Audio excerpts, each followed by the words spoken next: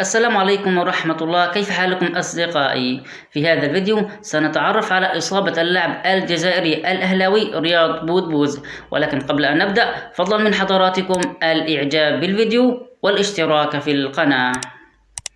في مباراة فريق الأهلي مع فريق أحد والتي انتهت بفوز الأهلي بهدفين مقابل لا شيء، أصيب اللاعب الجزائري رياض بودبوز بتورم كبير في قدمه اليسرى، ولم يحدد هل سيشارك رياض بودبوز في مبارياته مع الأهلي في المباريات القادمة أم سيغيب بسبب الإصابة.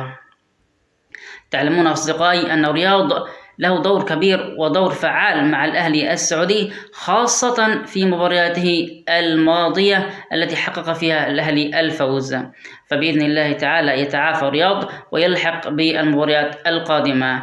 لكن لا قدر الله لم يوفق لرياض أن يلحق بالمباريات القادمة، فبإذن الله تعالى أي لاعب سيعوض مكانه، لأن الأهلي به لاعبين متميزين، فالأهلي لا يقف على أحد. فأتمنى بإذن الله تعالى الشفاء العاجل لرياض بودبوز، وأتمنى التوفيق للأهلي السعودي، وأن يستمر في أدائه المتميز وفي نتائجه المتميز حتى يصعد إلى دوري المحترفين، لأن الهدف الرئيسي ليس هو الصعود إلى دوري المحترفين، بل الهدف لدى جماهير الأهلي هو المنافسة على دوري المحترفين، لأن الأهلي فريق عريق وله جماهير كثيرة وجماهير وفية، فكل توفيق للأهلي وجماهيره.